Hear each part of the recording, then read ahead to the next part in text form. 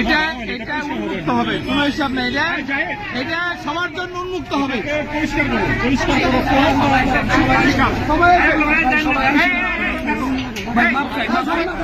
আমরা ছাত্ররা প্রথম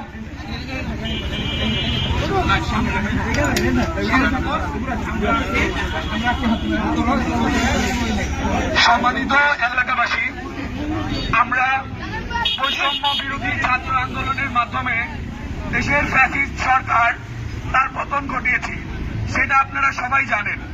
কিন্তু সাম্প্রতিক সময়ে আমাদের এই এলাকায় সাভার থানায়, সাভার পাবলিক লাইব্রেরিতে যে ধরনের ভাঙচুর এবং নৃশংস কর্মকাণ্ড হয়েছে, আমরা ছাত্ররা কোনোভাবেই তার পক্ষে না। আমরা এর তীব্র নিন্দা জানাই। আমরা ঘৃণা ভরে তাদের কর্মকাণ্ডকে প্রত্যাখ্যান করি।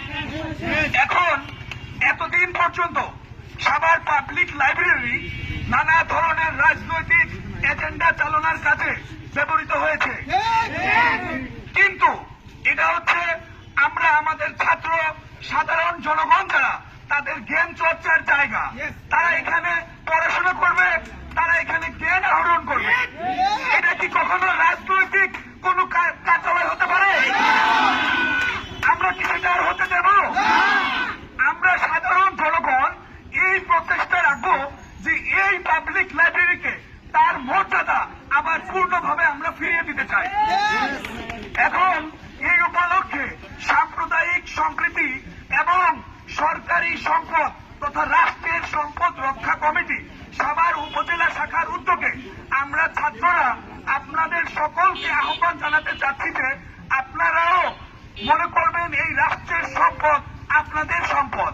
কোন দুষ্কৃতিকারী যদি এসে এই রাষ্ট্রের সম্পদের এক চুল ক্ষতি করতে চায়, আপনারা সাথে সাথে শক্ত হাতে তার দমন করবেন।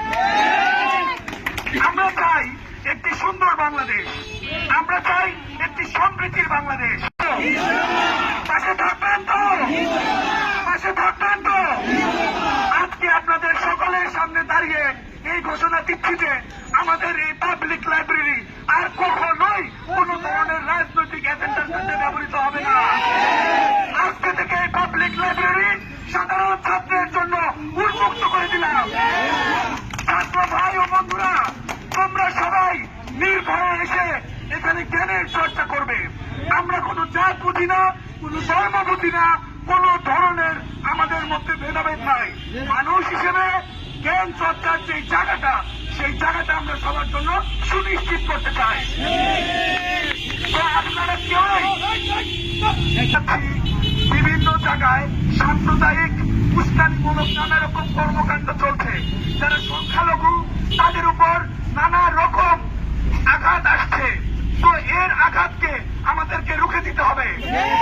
আমরা সবাই আবার সুন্দর একটি বাংলাদেশ চাই, স্থিতিশীল একটি বাংলাদেশ চাই।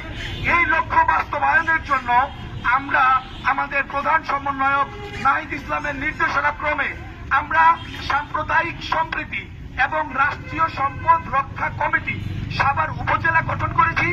আমাদের একটি ফেসবুকে গ্রুপ আছে আপাতত, এবং এখন থেকে আমরা এই সব ধরনের কার্যক্রম এবং পড়াশোনার কার্যক্রম ছাত্ররা এই পাবলিক লাইব্রেরি থেকে পরিচালিত হবে।